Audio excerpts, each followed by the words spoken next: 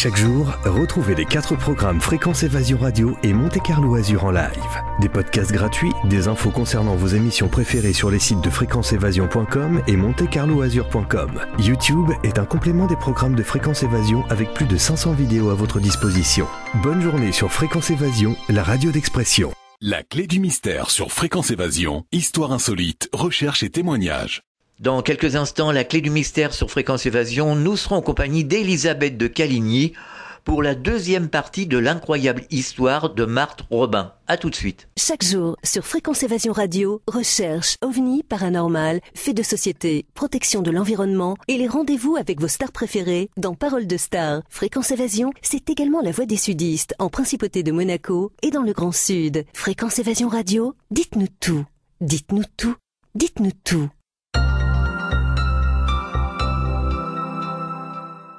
La clé du mystère sur Fréquence Évasion, recherche et témoignages. Elisabeth, bonjour, merci d'être avec nous. Bonjour Alain. Ça va ? Oui, ça va, pas trop mal. En forme.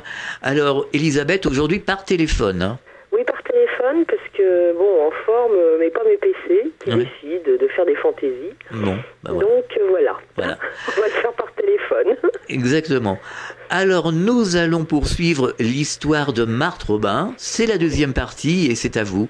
Alors, c'est la deuxième partie. Bon, la première était pas gaieille, la deuxième ne sera pas d'une gaieté folle non plus, mais quand même un peu mieux parce que je vais parler de sa mission, de la façon dont elle l'a organisée et surtout de toutes les belles choses qu'elle a pu faire, du fond de son lit, dans l'état où elle était, ce qui n'est quand même pas rien.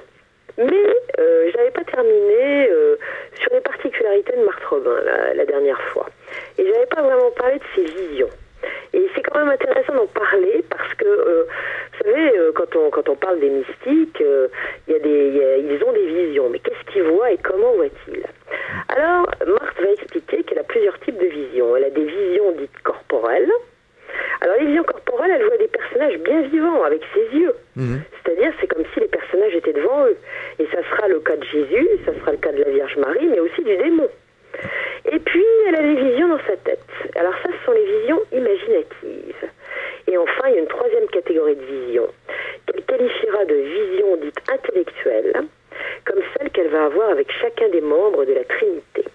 Alors, il est évident que les membres de la Trinité, il y a Dieu le Père, Dieu le Fils et le Saint-Esprit. Évidemment, elle ne voit pas le visage de Dieu, mais ce qu'elle a dit en 1932 est quand même assez intéressant. Après avoir pris la communion, elle s'est vue emporter sur les sommets de la vie divine, en face à face avec la vérité, dans laquelle, au fond de l'éternel amour, l'être en sa majesté, la vie en son foyer, Dieu en sa divine essence était là. Alors ça, c'est des visions allégoriques, ces visions intellectuelles. Hein. D'accord. Jésus, donc je l'ai dit, elle le verra souvent, pas trop en vision corporelle, plutôt en vision imaginative. C'est plutôt la Vierge Marie qu'elle va voir en vision corporelle, mais très très souvent, elle va même pouvoir la toucher. Et la Vierge va la toucher. Elle va sentir la douceur de ses mains. Et elle dit qu'à chaque fois qu'il y a des visions corporelles, il y a une lumière absolument magnifique. Et cette lumière, une fois, a été aperçue par un témoin. Même s'il n'a pas vu l'apparition, ce témoin, il a vu une énorme lumière dans la chambre de Marthe. Et cette lumière, elle a duré pendant 20 minutes, vous imaginez ? Et puis, elle a vu aussi des anges, elle a vu Saint François d'Assise, Saint Jean également, qui sont venus, pendant la durée de ses passions qui sont terribles, lui apporter des réconforts, l'aider à supporter en tout cas les choses qu'elle vivait à ce moment-là. Et puis, il y a des visions intempestives. C'est-à-dire que vous êtes en train de faire la causette avec elle, et d'un seul coup, elle se fige, elle s'interrompt au milieu d'une phrase, et elle paraît comme illuminée, elle a une sorte d'aura autour d'elle. Ça a toujours beaucoup impressionné les témoins. Puis ce qui les impressionne encore plus, c'est que très souvent, à ce moment-là, des gouttes de sang perlent de son front. Et ce sont les traces de la couronne d'épines. Ou alors, on a vu aussi pire, c'est que sa chemise de nuit blanche est d'un seul coup tachée de sang au niveau du cœur. Et puis, une fois que la vision est finie, elle reprend ses esprits, reprend la conversation comme si de rien n'était. Et c'est reparti. C'est quand même absolument incroyable. Alors Jean Guiton, il est venu la voir, vous savez, le fameux Jean Guiton qui a écrit de si belles choses. Et il a étudié avec beaucoup d'attention les visions de Marthe Robin. Et il a dit qu'il était certain de ce qu'elle avait un contact avec l'au-delà et que ça n'était pas du tout quelqu'un qui affabulait.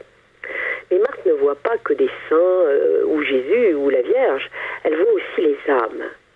Et elle dira que c'est à la lumière du Saint-Esprit que Dieu lui a montré les âmes. Et elle voit aussi les péchés, parfois de façon plus ou moins précise, et puis parfois aussi très précise. Et dans ces cas-là, elle présente les choses à la personne dont elle voit les péchés ou l'âme avec délicatesse. Elle invoque, pour ce qui concerne le péché, les choses dans leur généralité. Et puis, elle oriente aussi la personne sans vraiment détailler, pour que la personne comprenne d'elle-même de quoi il s'agit. Ce qui est en général le cas d'ailleurs. Quand le péché est particulièrement grave, alors elle dit les choses avec beaucoup plus de précision. Marthe dirait qu'une âme n'est pas descriptible, mais que c'est beau à voir, surtout quand elle est belle comme celle d'un saint. Puis un jour, Marthe va demander à une jeune fille qui est venue la voir, qu'elle a accepté, parce qu'elle n'accepte pas tout le monde, vous verrez. Une jeune fille de mœurs légères, qui est venue la voir par curiosité, ça elle le sait très bien. Et elle lui demande pourquoi elle offense le bon Dieu. Elle va lui dire aussi que le bon Dieu est là de l'attendre. La jeune fille va ressortir de ce tête-à-tête complètement retourné. Et par la suite, elle va se convertir et elle va prendre le voile chez les petites sœurs de l'Assomption. C'est quand même pas rien. Et puis, Marthe voyage dans l'espace et le temps. Elle va le dire à Jean Guiton.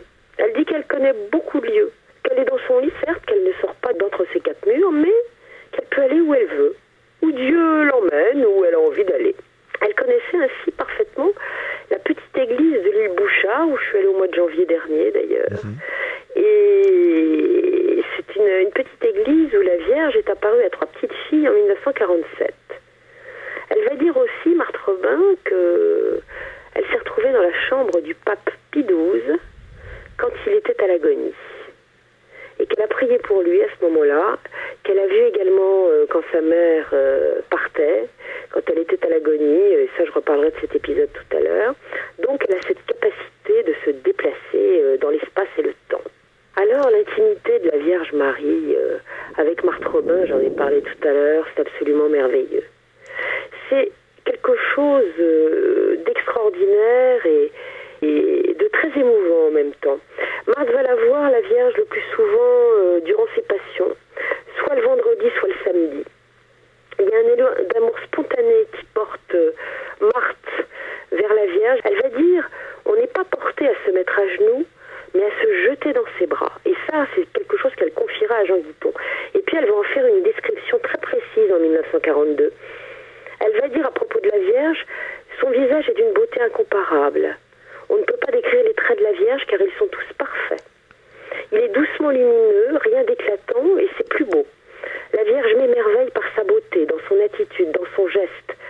Mais elle attire et emporte. On n'a pas la pensée de se mettre à genoux ou à tomber à genoux devant son apparition, mais de voler vers elle, non pas pour lui demander, mais dans un sentiment de reconnaissance et d'amour. Oui, il m'est arrivé plusieurs fois de voir et d'être touchée par la Sainte Vierge.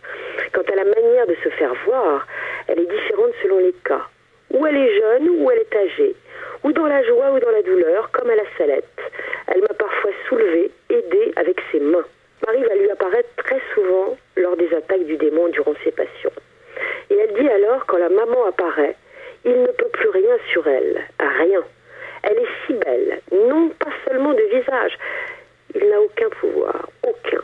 Quand elle apparaît, si vous voyez cette fuite, cette dégringolade de tous les démons qui sont opposés entre eux, qui ont de la haine pour l'un pour l'autre, quel spectacle, quelle bousculade. Donc la Vierge est très présente. Les visiteurs qu'elle va recevoir sont tous frappés par la manière dont elle évoque Marie d'ailleurs. Elle emploie des termes très intimes, elle parle de sa maman chérie, et à chaque fois elle remarque qu'il y a une tendresse absolument immense qui envahit le visage de Marthe à ce moment-là. Elle dit que la Vierge veut retrouver son Jésus en chaque humain et qu'il faut donc se donner à elle comme un enfant le ferait envers sa mère. Pour Marthe, Marie est la plus grande des consolatrices. Et Marthe demandera souvent aux prêtres, aux religieuses qui la visiteront, de se tourner principalement vers elle. Mais évidemment, il y a le revers de la médaille. Et ça vaut pour tous les mystiques. Marthe Robin n'a pas été épargnée par les attaques du démon. Ceux qui se trouvaient autour d'elle à ce moment ont vu de leurs yeux ce que Marthe était en train de vivre. Elle parle toujours à ce moment-là. Ou plutôt elle émet une sorte de plainte mélopée, en continu, interrompue à certains moments par des phrases prononcées clairement comme « Oh, va-t'en, tais-toi, ou tu n'arriveras à rien. Là, on sait qu'elle s'adresse à Satan, qui est là, toujours, durant les passions. Et puis on voit des fois aussi sa tête rouler de droite et de gauche sur les oreillers, des soubresauts, des tremblements interminables qui agitent son corps jusqu'à le faire sauter sous les draps, alors qu'elle ne peut pas bouger normalement. On la voit nettement qui reçoit aussi des coups violents. Certains ont vu comme une main invisible qui la prenait par le cou et projetait sa tête contre un meuble. Les chocs de sa tête sur le meuble étaient alors d'une violence inouïe qui aurait pu la tuer. Et puis, il y a eu un jour une nuit terrible avec le diable.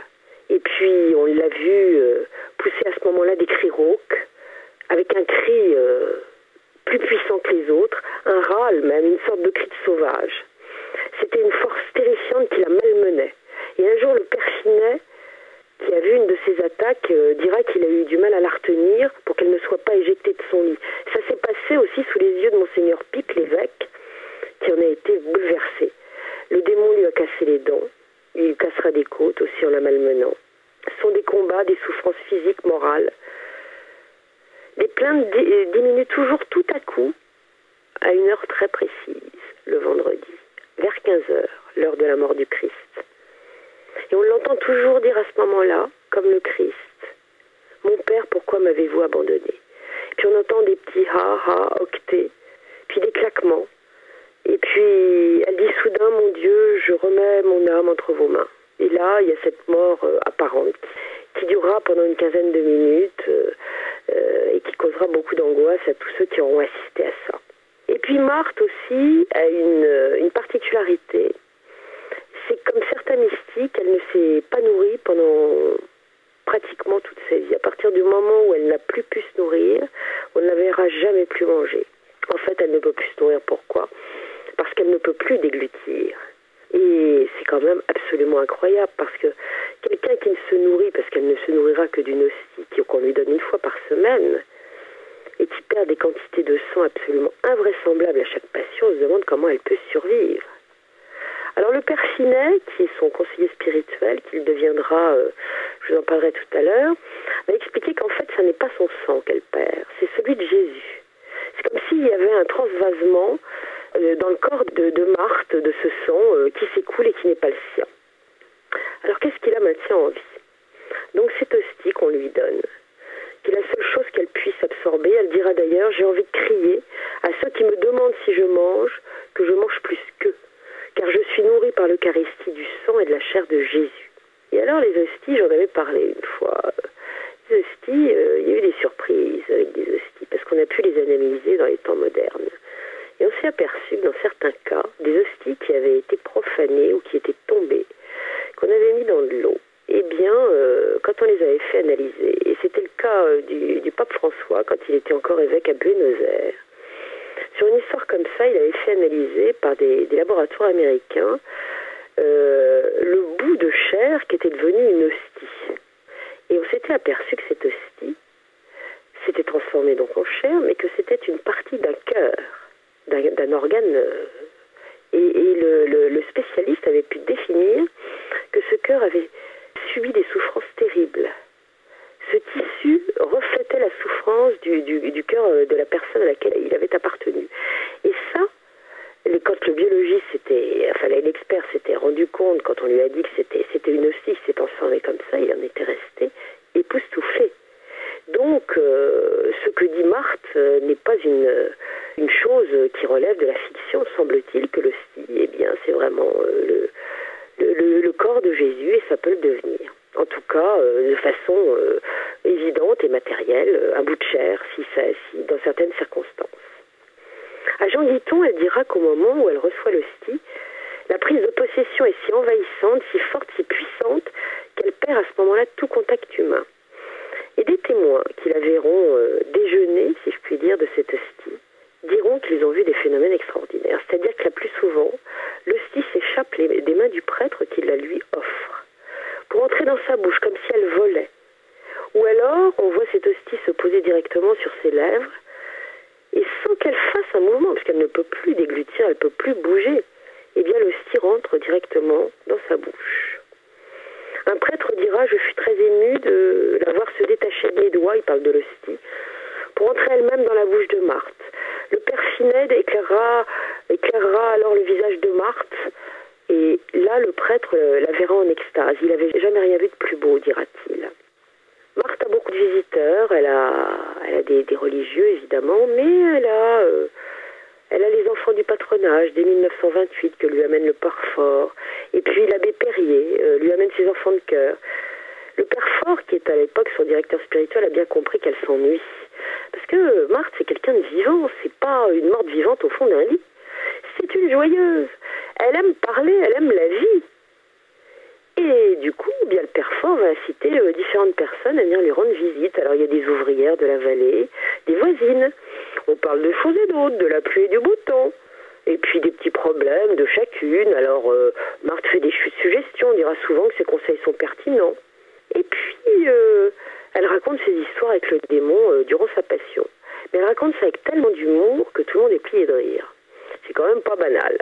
Et puis, on lui demande parfois des nouvelles de sa santé. Alors là, c'est la pudeur qui s'installe. Elle veut pas en parler, elle est lude, elle reste dans la généralité. Oui, elle souffre beaucoup, elle a mal dormi, mais on n'en saura pas plus. Et puis, elle reçoit beaucoup de confidences. Parce qu'elle sait prêter l'oreille, Marthe. Et on lui raconte tout, même ce qui est très personnel. Et elle va conseiller, dire à la personne qu'elle priera pour elle. Et puis, elle va amener la confiance. Les gens viennent de plus en plus nombreux lui raconter ses histoires. Et c'est sa mission d'aide aux âmes qui commence. La plupart des femmes qui viendront au début deviendront des amies chères qui resteront à ses côtés toute sa vie. Et puis, après, il y aura les autres. Les gens qui commencent à venir de partout. Et la petite ferme va être complètement envahie. La petite ferme où elle vit, parce que comme vous le savez, Marthe Robin vit dans une petite ferme, dans sa famille. Et là, ça va poser des problèmes. Ça crée des tensions au sein de la famille. Et c'est surtout son frère, Henri, qui est introverti, taciturne, instable, qui le prend très mal. Et puis ça va continuer. Ça viendra, ces visites, des quatre coins de France. Et on va être obligé d'organiser à un moment un système de visite. Il va y avoir un bureau d'accueil qui sera ouvert dans le foyer futur de Châteauneuf de Galore, dont je parlerai tout à l'heure, et on supervisera les inscriptions. Tout le monde ne peut pas venir, il faut s'inscrire sur des listes. On écarte systématiquement les curieux, les illuminés, ceux qui recherchent le sensationnel, et en particulier les journalistes. Alors il y a des gens qui écrivent pour demander « je voudrais visiter Marthe ». Elle lit la lettre. On lui lit la lettre, plus exactement. Elle accepte ou elle refuse. Le mardi, c'est le jour des visiteurs de la vallée et de la famille. Pour les autres, ce sont les autres jours. Et puis, c'est par petits groupes qu'on arrive à la ferme et à des heures fixes. Arrivé là-bas, on va attendre dans la cuisine, qui sert d'antichambre, et chaque visiteur disposera à peu près d'une dizaine de minutes. Et puis, parfois, ça dure un petit peu plus longtemps, parce qu'il y a des cas graves, donc Marthe prend son temps. Et au moment où elle recevra le plus de visites, eh bien, ça sera entre 60 et 80 personnes par jour. Imaginez-vous. Le Padre Pio, déjà, il passait pratiquement toutes les heures et c'était un nombre incalculable de personnes qui venaient le voir aussi. Je ne sais pas comment ils font, ces gens-là. Enfin bon. Donc, quand on arrive dans la chambre de Marthe pour la visite, elle est allongée dans la pénombre, évidemment, puisque ses yeux ne supportent pas la lumière. La personne s'assoit sur une chaise qui est placée à côté du lit. Et puis quand ses yeux sont habitués à la pénombre, eh bien, on distingue Marthe. L'accueil de Marthe est toujours cordial, chaleureux, comme si elle rencontrait un ami. Elle a une jolie voix, pure comme celle d'une jeune fille, une voix très claire. Elle parle très bien, lentement, distinctement. Elle a des intonations extrêmement variées, chantantes parfois aussi, et puis elle rit. Et elle a un très joli rire, une jolie voix, mais un joli rire cristallin, ce qui surprend toujours les gens, parce que bon, ils s'attendent pas du tout à ça. Et on discute. On discute de choses et d'autres. Parfois des choses concrètes. Marthe pose des tas de questions. Un jour, elle a demandé à une sage-femme ce qu'elle pensait de l'avortement. Elle demandera aussi à un polytechnicien qui viendra la voir de lui donner un petit cours, si je puis dire, sur la fission de l'atome. Vous voyez, tout l'intéresse. Puis elle reçoit les parents, accompagnés de leurs enfants. De temps en temps, il y en a qui sont un petit peu énervés. En général, ils ressortent très calmes, les enfants. Puis il y a des personnes qui reviennent plusieurs fois la voir, elle se souvient toujours de ce qui s'est dit la dernière fois. Et elle continue la conversation. on lui a parlé d'une belle-mère malade, elle demande des nouvelles. Et puis, quand un sujet grave est évoqué, elle est plongée dans le silence soudain. C'est comme si elle somnolait. Alors on se dit, tiens, elle s'est endormie. Non, pas du tout. Parce qu'au bout d'un instant, elle va répondre avec précision. Et la personne dira, la solution m'est arrivée spontanément. C'est comme si d'un seul coup, ça déclenchait quelque chose dans la tête du visiteur. Quand elle émet un avis, Marthe est toujours prudente. Elle laisse son interlocuteur chercher lui-même. Elle ne sera jamais affirmative. C'est quelqu'un qui respecte le libre arbitre, si j'ose dire. Et puis, elle dispense des conseils, de la consolation, évidemment. Elle dit souvent à ses visiteurs qu'elle les prend dans ses prières, elle intercède pour eux. Il y aura souvent des guérisons à la suite de cela. Il y en a même un bon paquet. Et puis, elle va recevoir beaucoup de religieux, de religieuses qui sont un petit peu, des fois, dans la nuit, qui ont du mal à se situer, qui ne savent pas où en est leur foi. Ils reviennent toujours consolés.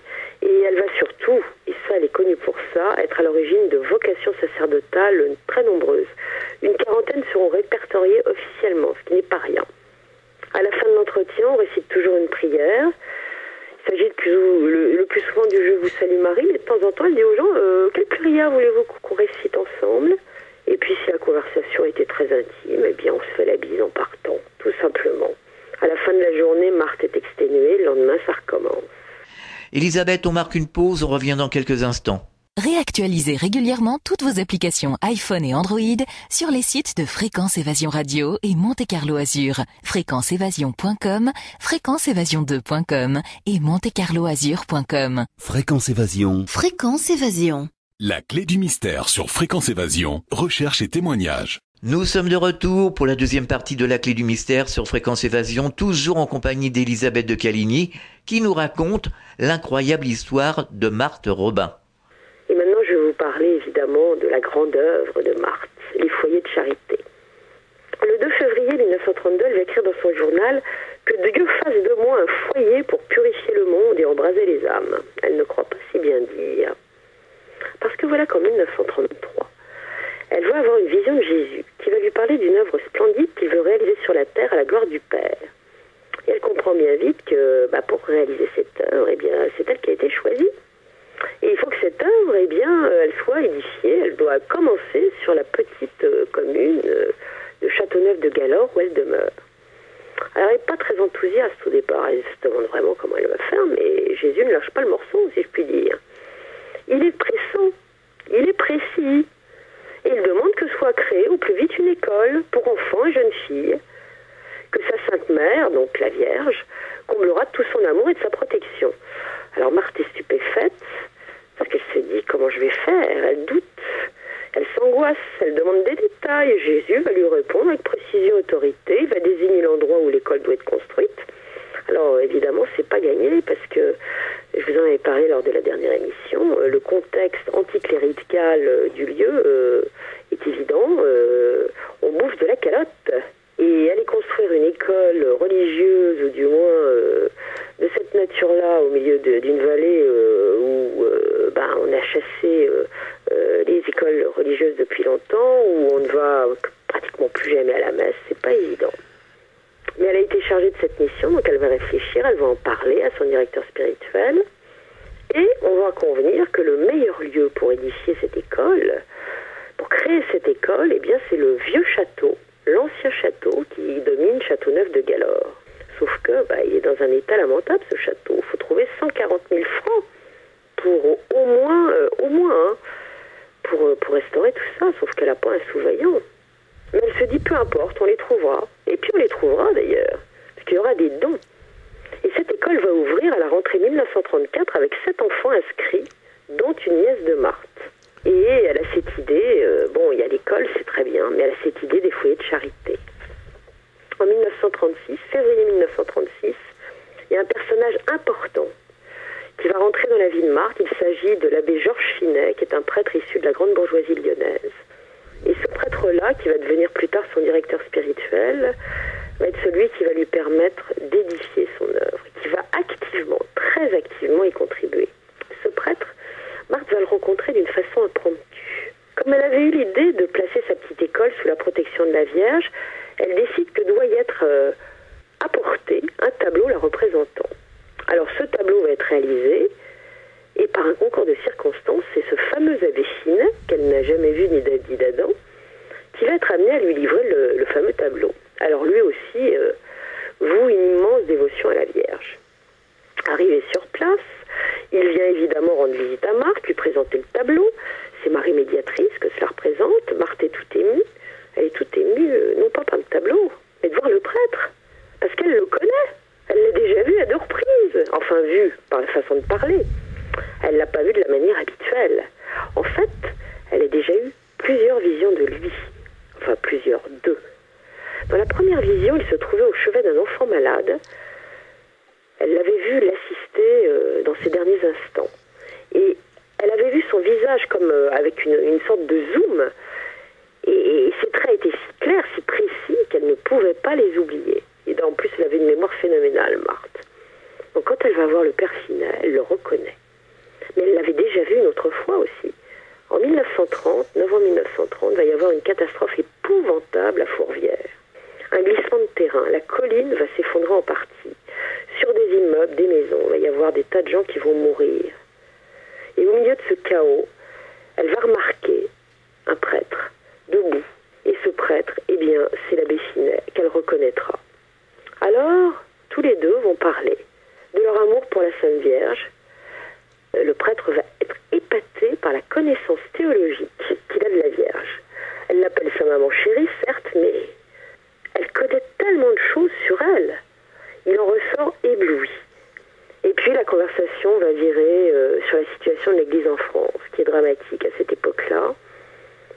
Comme on le sait, depuis 1638, la France a pour sainte patronne la Vierge Marie. Elle est devenue la fille aînée de l'Église, la France. Mais rien ne va plus.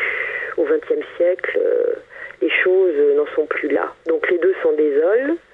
Et cette désolation va les lier profondément. Et Marthe va lui parler tout naturellement de son idée d'ouverture, de création des foyers de charité. Le prêtre écoute, ne lui donne pas son avis sur le moment, mais elle sait qu'ils vont travailler ensemble, et ça sera effectivement le cas. Et le père Finet, effectivement, donne rapidement son accord. Je vais vous aider, Marthe. Alors Marthe explique, il faudra prioritairement que les retraites qui vont se tenir dans ce foyer de charité soient consacrées essentiellement aux femmes et aux jeunes filles. Et puis elle lui dit d'un seul coup, et puis il faudrait que ça commence le 7 septembre, hein, vous savez. Oh, le 7 septembre, mais c'est à quelques mois, comment il va faire? Alors il faut qu'il en parle à son évêque aussi, donc il va aller voir Monseigneur Pic, qui est l'évêque de Valence. Il se dit, bon, je suis pas sûr que l'évêque veuille, et si l'évêque veut pas, il n'y a plus de projet. Hein. Ah ben non, pas du tout. L'évêque Pic est enchanté, il trouve que l'idée est géniale, il va l'autoriser, il va bénir le projet, et c'est parti. Dans les semaines qui suivent, le père Finet ne perd pas de temps, il réfléchit à ses prêches, Et puis, du côté matériel, eh bien, Marthe s'est fait des amis, une certaine mademoiselle Blanc, notamment, qui a un petit peu de bien, donc elle y met tout son cœur et c'est bien. Et puis, elle va être aidée par une très riche lyonnaise, une certaine madame Néron de Champollion. Celle-là, c'est pas n'importe qui, c'est un chef d'entreprise. Elle dirige avec une main de fer et beaucoup de talent la fabrique de vêtements Rassurel, qu'on connaissait encore il y a quelques années. Alors, on va aménager le vieux château, on va faire des chambres un peu spartiates, ça va être des box individuelles, en fait séparées, on va faire des petits box séparés par des draps qui tiennent sur des cordes à linge, tenus par des épingles à linge, c'est un peu spécial, et puis on va transformer l'orangerie en chapelle, et puis c'est parti. De sa chambre, Marthe supervise tout, elle suggère, conseille, donne son avis, elle veut qu'on la tienne au courant du moindre détail, et elle donne son avis, ça ne rigole pas. Monseigneur Pic, l'évêque, va se déplacer jusqu'à Châteauneuf de Galore au mois d'août. Il n'est pas venu seul, il croit au projet. Il est venu avec le directeur du journal La Croix, le rédacteur en chef, Charles Tellier de Pongeville. D'ailleurs, cet événement sera dans le journal. Et puis le grand jour arrive. La retraite commence un lundi. Le père Finet donne sa première conférence. Les retraitants ne sont pas vraiment des jeunes filles, sont plutôt des femmes d'âge mûr, à l'exception de 2 ou 3. Alors luxe et confort, c'est plutôt restreint. Et puis, c'est à la bonne franquette qu'on s'arrange pour la cuisine. Alors au fourneau, quand même, on retrouvera la chef d'entreprise, la patronne de Rassurel, Madame Néron de Champollion. Bon, c'est pas elle qui fait la cuisine d'habitude, mais là, elle s'est mise au fourneau. Et bien, elle s'est quand même fait accompagner de sa cuisinière. Puis surtout, elle a amené des tonnes de victuailles. On va quand même pas mourir de faim. Marthe Robin, qui ne peut se déplacer, va vouloir voir les retraitantes. Donc elles vont venir à la ferme par groupe et chacune sera reçue tour à tour. Durant la retraite, qui se passera très bien, le père Finet va intervenir 25 fois. Et puis, le surnaturel va arriver. Impromptu. Dans la nuit du samedi au dimanche, c'est la fin de la retraite, va se passer un événement singulier qui va secouer les esprits. Une retraitante, qui n'est autre que la gouvernante du curé de Saint-Uz, un village voisin, fait un cauchemar si effrayant qu'elle pousse des hurlements. Donc elle réveille tout le monde en sursaut, on se demande ce qui lui prend, on se précipite, on va voir. Et c'est alors qu'une autre retraitante est prise d'une crise d'hystérie, mais violente, soudaine. On a du mal à la calmer, on a beaucoup de mal à la calmer. Et puis ça ne s'arrêtera pas là, parce que le lendemain, quand le père Finet va la ramener jusqu'à Lyon en voiture, elle va essayer d'étrangler le religieux, ce qui est quand même pas rien. En attendant, le dortoir est son dessus-dessous, on s'agite de partout, on se pose des questions, on n'est pas trop rassuré, on ne sait pas ce qui va se passer. Et puis là, il va arriver quelque chose de bizarre. Tous ces gens vont entendre clairement dans la pièce comme si le moteur d'une voiture tournait, comme si la voiture était là, mais on ne la voit pas. Qu'est-ce que ferait une voiture, d'ailleurs, dans un local qui se situe au premier étage? Ça va être écouté par tout le monde. Pendant une bonne poignée de secondes, l'hystérique, évidemment, va redoubler de cris. Et une des participantes commentera plus tard en disant que du temps du curé d'Ars, le démon arrivait bien en voiture à cheval, donc il a dû se moderniser. Et oui. Enfin, malgré tous ces péripéties, la première retraite sera un succès. Et c'est à la fin de cette retraite que le père Finet va devenir le directeur spirituel de Marthe Robin à la place du père Fort, le bon curé de Châteauneuf-de-Galore, qui finalement sera très soulagé parce qu'il n'était pas très à la hauteur, ça le dépassait tout ça, il n'avait pas envie. Et puis il va être créé le foyer de Châteauneuf-de-Galore, après la retraite de 1936. C'est bien difficile en ces temps où on s'éloigne de l'église et où les parents préfèrent de toute façon envoyer leur progéniture à l'école publique que de créer un tel foyer. Plus difficile encore de trouver les enseignants. Et Marthe se demande comment elle va faire. Et puis finalement, ce sont deux jeunes femmes qui étaient retraitantes lors de la première retraite, qui vont proposer leur candidature. Et ça, le père Finet est venu les démarcher, il faut quand même le dire. Mais il était assez convaincant pour que ces deux jeunes femmes acceptent. Il s'agit d'Hélène Fagot et de Marie-Ange Dumas, toutes deux des enseignantes de très très bon niveau, qui travaillent dans des écoles lyonnaises réputées et qui vont rejoindre le projet de Marthe. Elles vont se rendre immédiatement disponibles et quand elles vont arriver dans leur école, ça va être la pauvreté qu'elles vont voir. On est le 30 septembre, ça doit ouvrir le 7 octobre. Il faut accueillir petits écoliers et pensionnaires et il n'y a rien pour les accueillir. En guise de salle de bain, il y a une pièce froide avec une auge toute rouillée et trois vieux robinets qui pissent de l'eau glacée. Et puis la salle de classe, c'est un désastre. On a prévu de la faire dans l'orangerie. Et au milieu, il y a un vieux poêle, une cloison à mi-hauteur. Et puis, quand il va falloir coucher les enfants, où est-ce qu'on va les coucher? Il n'y a rien. Alors, les deux jeunes institutrices vont aller fouiner dans les vieux bric-à-brac lyonnais et dégoter des vieux lits de fer rouillés, des vieux matelas un peu disloqués. Elles vont nettoyer, elles vont repeindre. Les ferrailles seront repeintes dans un beau verre d'eau. Tout ce fourbi aura l'air de quelque chose en quelques jours parce qu'elles auront travaillé avec beaucoup de courage. Et le 1er octobre, j'ai dit le 7 octobre tout à l'heure, mais c'est le 1er octobre, eh bien, la bonne nouvelle, c'est que tout est prêt pour accueillir les 24 gamines qui vont suivre les cours à l'école. Et les deux jeunes institutrices qui se mettent à l'ouvrage avec foi vont commencer à préparer ces petites pour le brevet élémentaire. C'est un début parce que Marthe a prévu autre chose. Elle veut préparer les enfants jusqu'au bac. Marie-Ange Dumas, qui était un prof de philo avant, va prendre les grandes. Hélène Fagot les plus petites et tout se passe bien. Et à la rentrée rentrée de 1937, ça se passe tellement bien qu'en 1937, ce sont 35 élèves qui seront inscrites, et en 1946, ce sera 130. Et puis en 1937, il y a un inspecteur d'académie qui vient vérifier de quoi il retourne. Et le brave homme est complètement éberlué par la qualité de l'enseignement, le niveau des élèves, et puis le niveau des professeurs, des deux jeunes femmes. À la prof de philo, l'ancienne prof de philo, Marie-Ange Dumas, il va dire « Comment est-ce que vous avez pu venir dans un trou perdu comme ça ?» Les travaux d'aménagement sont pas terminés d'ailleurs à l'époque. Il dit « Mais vous avez un niveau de diplôme formidable, comment vous avez pu venir ici ?» Et il lui demande si par hasard elle n'aurait pas une idée derrière la tête. Ah bah oui, l'idée c'est de développer quelque chose et que des gamines aillent jusqu'au bac, tout simplement. Prophétiquement, l'inspecteur d'académie conclura en disant « Vous allez vous agrandir, créer une grande école. » Puis il va regarder le paysage au loin par la fenêtre, puis il va dire « Dans quelques années, il y aura un grand panneau surplombant la vallée où l'on pourra lire pensionnat de jeunes filles. » C'est prémonitoire, parce que c'est exactement ce qui va se passer quelques années plus tard.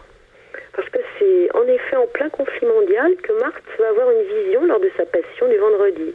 Et elle va lui dire à ce brave Fercinet qui l'assiste, « Eh ben voilà, on va construire le foyer, mais il faut que je vous dise comment il doit être transformé et agrandi. Alors il va falloir construire une chapelle avec une crypte exposée au levant, agrandir l'école, faire démolir des maisons. Il faudra planter de jolis arbres dans la cour de l'école, placer une statue de Notre-Dame de Fourvière dans la cour au milieu d'un bosquet. Et puis il y aura une autre statue, hein. Ça c'est Jésus qui l'a demandé, au-dessus de la porte. Elle doit être moderne, sans couronne, légèrement inclinée vers l'avant, les bras ouverts, comme celle de la Vierge miraculeuse. Ah oui, très bonne idée, sauf qu'on est en pleine guerre à ce moment-là. Faire des travaux d'une telle ampleur, le terrain est accidenté, c'est absolument impensable. Mais Marthe n'en démord pas. Et les dons vont affluer de partout, et Monseigneur Pic, l'évêque, est très enthousiaste. D'ailleurs, quand le chantier va commencer, on le verra souvent, avec ses petites chaussures vernies, regarder à droite et à gauche, exiger des bâtiments neufs, vastes, bien disposés. Et Marthe va avoir des visions pratiques. Au stade des travaux de terrassement, là où on doit édifier de nouveaux bâtiments, il y a un problème. L'entrepreneur n'arrive pas à trouver le rocher d'appui pour mettre ses fondations. Et c'est le ciel qui va se manifester à travers Marthe. Et Marthe décrit à l'entrepreneur ce qu'elle a vu. Elle lui dit, il faut que vous creusiez à tel endroit, profondément. Alors on creuse. Et puis on va trouver la fameuse roche d'appui et on pourra édifier les bâtiments. Et puis il va y avoir un événement absolument incroyable. En pleine guerre, déjà, il est difficile de trouver le ciment, les matériaux de construction et tout ça.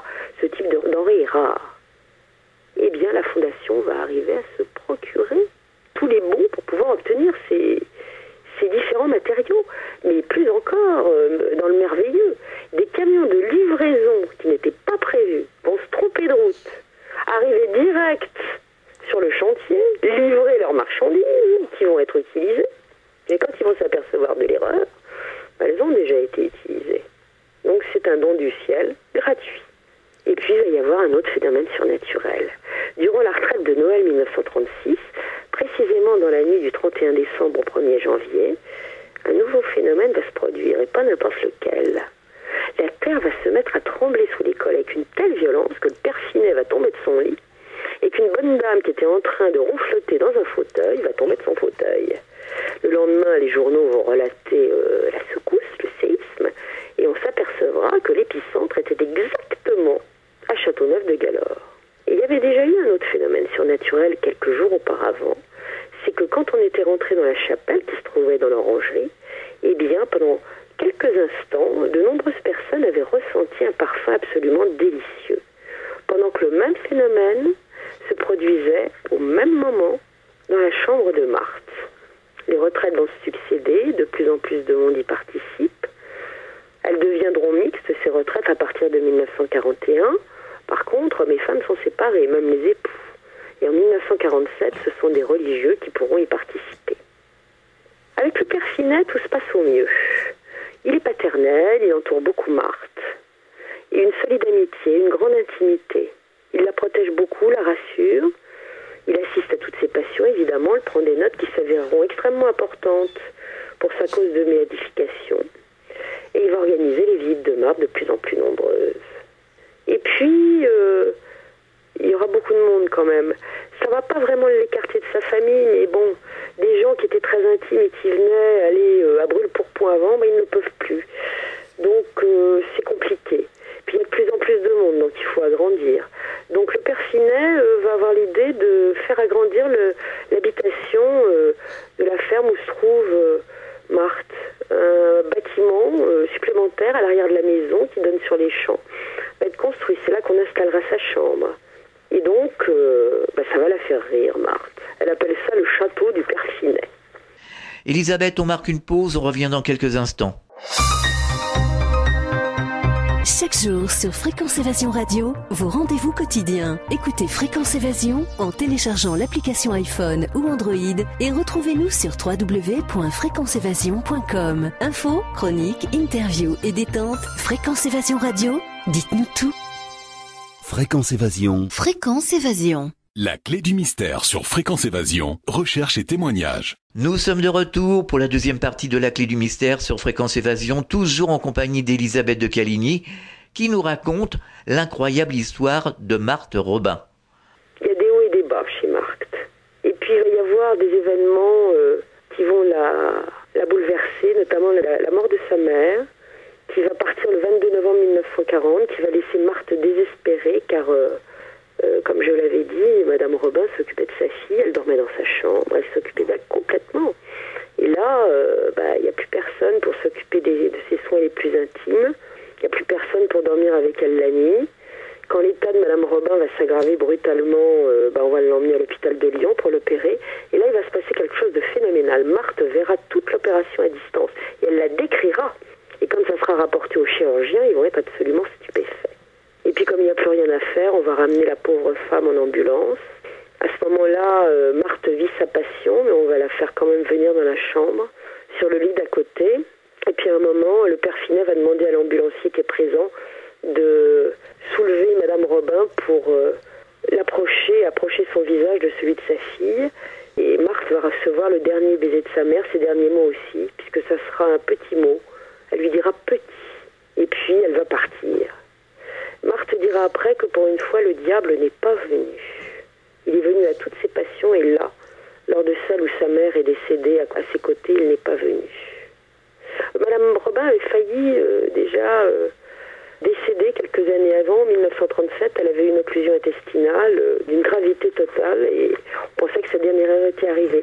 Alors Marthe s'était mise à prier avec ferveur et le médecin avait dit « c'est foutu ».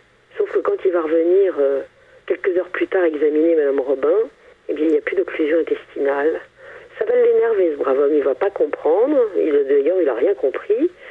Et bon, cela étant, ça n'était que les prémices de la fin de Madame Robin, qui va donc partir et laisser sa fille dans un désespoir immense. Elle va en faire une forme de dépression.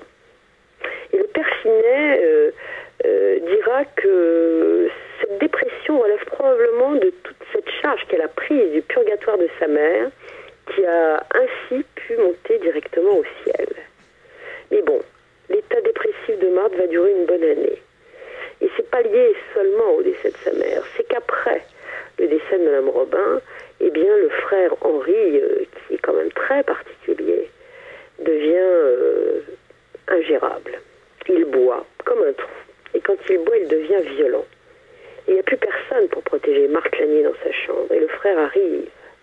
À plusieurs reprises, il va se précipiter donc dans cette chambre, déplacer ses meubles, jeter des coups de pied, lui mettre une fois un papier embrasé sous le nez en lui disant qu'elle va brûler vive. Il va l'arroser d'eau glacée aussi une fois alors qu'elle est très malade, elle a un gros rhume. Il va la frapper. Elle est terrorisée évidemment parce qu'elle ne peut pas bouger, elle ne peut pas se défendre et à chaque fois elle sort gravement traumatisée de ses altercations. Et inutile de vous dire que ça influe sur son moral, sa vie spirituelle. Elle lui en veut pas parce qu'elle l'aime, c'est son frère et elle prie beaucoup pour lui. Elle lui pardonne tout, ses violences, ses écarts. Elle veille sur lui d'une certaine manière. Un jour elle va lui sauver la vie d'ailleurs. Elle va avoir une apparition de la Vierge qui va lui expliquer que son frère est en train de mourir intoxiqué par des vapeurs de produits chimiques. Alors elle prévient le père Finet et elle lui dit il faut que vous cherchiez mon frère. Et effectivement on va le retrouver. Le frère est en train de mourir, intoxiqué plus exactement par des vapeurs d'engrais agricoles.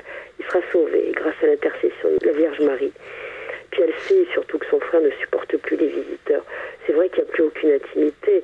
On fait attendre ses visiteurs dans la cuisine, ça sert d'antichambre, et lui est obligé de prendre ses repas devant tous ces gens qu'il ne connaît pas. C'est insupportable. Et puis il souffre cet homme de névralgie faciale absolument atroce, qui ne sont insoignables. Ça le rend à demi fou quand il fait des crises qu'on n'arrive pas à calmer, et ça deviendra d'ailleurs si insupportable qu'il se suicidera en se tirant une balle de fusil de chasse dans la bouche le 8 août 1951. Et ce qui sera affreux, c'est que personne n'aura entendu le coup de fusil, même pas Marthe. Elle s'en mettra avec beaucoup de difficultés, sanglotera durant des semaines et elle se sent responsable. Elle dira « Mon petit, je n'ai pas su le protéger ». Ne plus le voir lui est insupportable. Mais pire encore, elle craint qu'il ne soit pas monté au ciel parce qu'il avait des travers, ce frère. Donc elle n'a pas l'assurance du tout de son salut éternel. Et puis un jour, la Vierge va la rassurer. Elle lui dit « Si, il est monté au ciel ». Il semblerait que les douleurs atroces de ses névralgies aient facilité, si je puis dire, cette montée au ciel et lui a accordé un crédit. Par la suite, Marthe Robin, qui va être frappée par le suicide de son frère, va aider beaucoup les personnes hantées par l'idée du suicide et surtout les familles qui ont été affectées par un décès lié au suicide. Et puis il y a la guerre, j'en parlais tout à l'heure, cette guerre qui n'a pas épargné évidemment Châteauneuf-de-Galor. Dès le début du conflit, Marthe Robin a l'idée, avec l'accord du curé, d'instaurer une procédure de prière, le rosaire perpétuel. C'est-à-dire qu'on prie jour et nuit, comme au Sacré-Cœur de Paris d'ailleurs, et j'y suis allée, c'est assez particulier, très émouvant. Et la prière du jour se fait donc de jour comme de nuit, sans interruption. Les fidèles se relaient à l'église du village, et puis en pleine guerre, quand ça devient trop dangereux dans le village, eh bien on vient au foyer. Mais Marthe s'inquiète. Le ciel l'a informé une fois de plus. Le ciel lui a dit qu'Hitler, qui est l'image de l'antéchrist, mais qui n'est pas l'antéchrist, est une calamité pour le monde. Il a quelque chose d'inhumain, et elle dit clairement qu'il a un lien direct avec l'enfer. Elle dira aussi du pape Pie XII qu'il a un rôle important à jouer dans le règlement de la paix mondiale et que la prière du rosaire est plus que jamais importante par rapport aux pierres qui rôdent à cette époque-là. Et puis, il va y avoir quand même un miracle, si je puis dire, en 1940, à Châteauneuf-de-Galor. Les combats sont de partout dans la région, mais Châteauneuf sera épargné.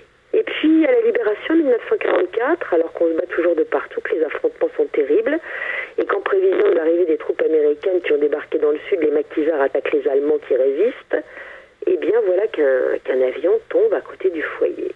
Les maquisards font prisonnier les rescapés, qui ont pu sauter en parachute.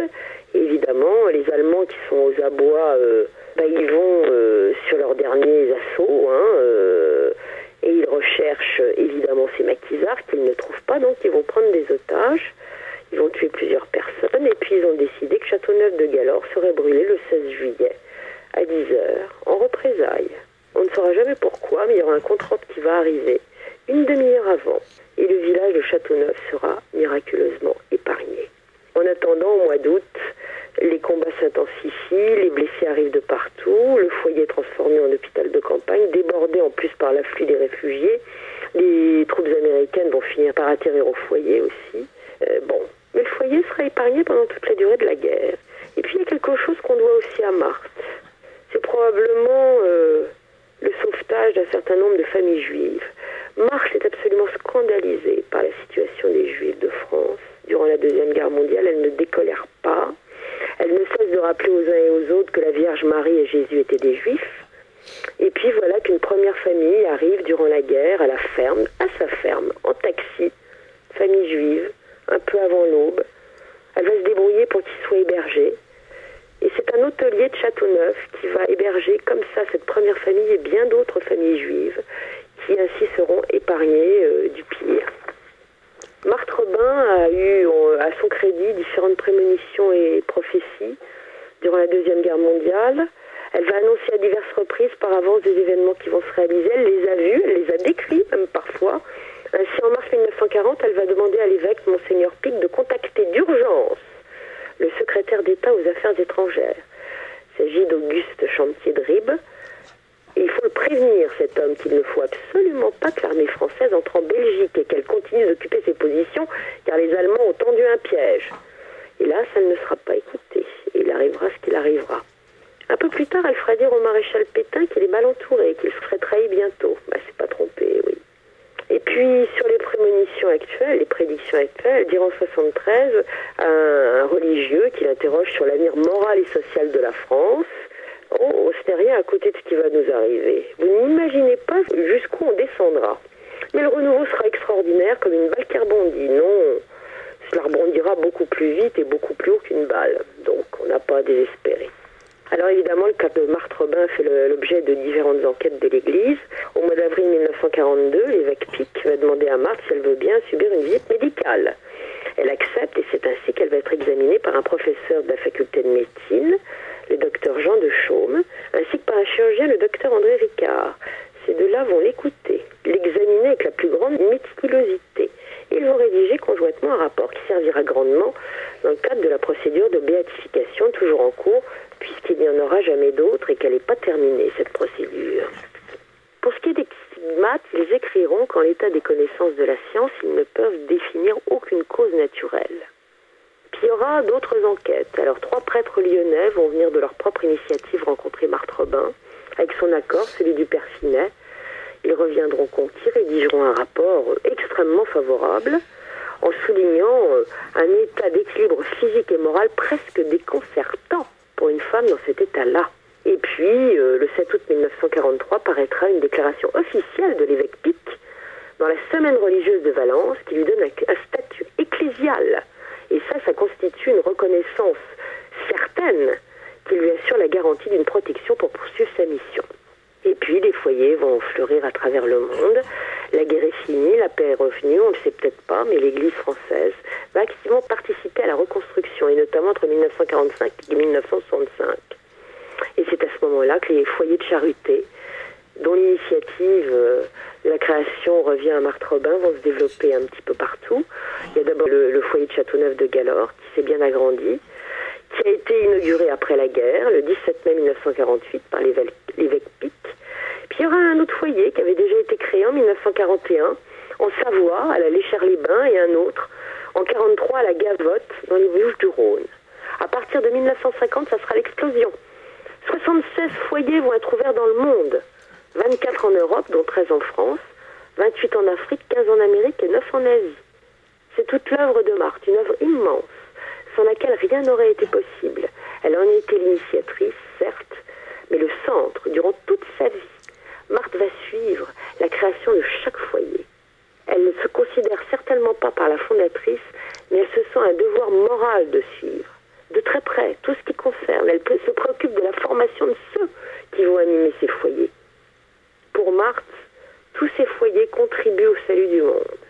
Et puis Marthe va mourir, évidemment, parce qu'elle est âgée. Elle a bien vécu quand même pour quelqu'un qui était dans cet état-là.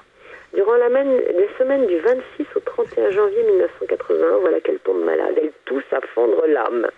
Elle dit qu'elle se sent froide comme un glaçon. On la soigne. Mais ça ne passe pas.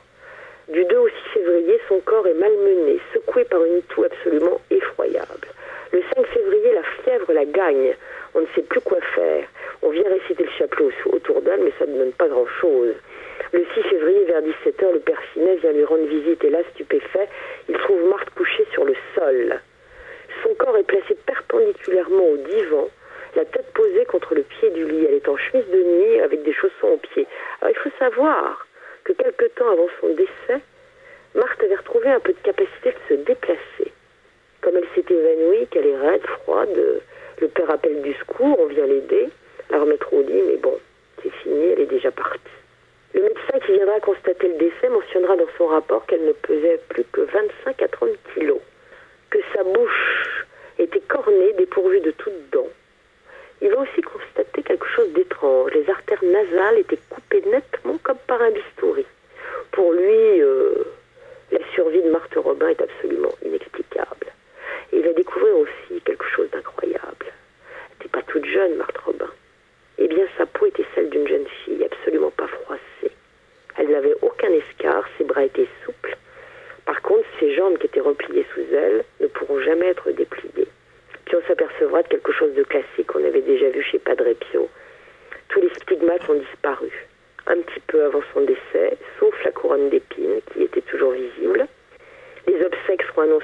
presse nationale et auront lieu le 12 février. Une grande foule s'y pressera. Pour beaucoup, aujourd'hui, Marthe Robin est considérée comme une grande sainte. Nombre de guérisons, parfois spectaculaires, lui sont attribuées. Beaucoup de femmes stériles ont pu avoir des enfants après l'avoir priée. C'était des miracles, carrément. De nombreux autres cas de guérison psychique et spirituelle ont été enregistrés. Elle est à l'origine également de nombreuses conversions, ça je l'ai dit tout à l'heure, et de vocations religieuses. Pour autant, sa cause de béatification, qui a été ouverte en 1986, n'est toujours pas achevée. Elle n'a pas été béatifiée. Par contre, elle a été déclarée vénérable par le Vatican le 10 novembre 2014. Attendons la suite. Mais Marthe était une femme tout à fait exceptionnelle, avec une vie exceptionnelle et hors du commun. Très vivante malgré ce corps mort. Beaucoup de gens sont venus la voir, des écrivains, des scientifiques. Elle a eu des politiques, elle a eu le gratin du gratin qui est venu la visiter dans sa petite chambre. Et puis tous les gens de toutes conditions qui sont venus aussi. Et je sais, moi, par rapport à des petits messages que j'ai reçus sur Facebook, que quand vous allez à Châteauneuf-de-Galor et que vous vous rendez dans la chambre de Marthe Robin, il peut se passer des phénomènes particuliers. Vous pouvez avoir un ressenti évident, presque celle d'une présence, et en tout cas un très grand bien-être. Moi, je n'y suis pas encore allée, j'irai peut-être un jour, mais en tout cas, ça m'a été rapporté à plusieurs reprises, à chaque fois que j'ai parlé de Marthe Robin. Voilà. D'accord. Voilà, Elisabeth, ainsi s'achève cette histoire de Marthe Robin, un petit peu quand même angoissante et tristounette quand même. La vie des mystiques, c'est jamais quelque chose de très agréable. Hein. C'est rare que ça se termine ou que ça se vive dans la félicité. À très bientôt.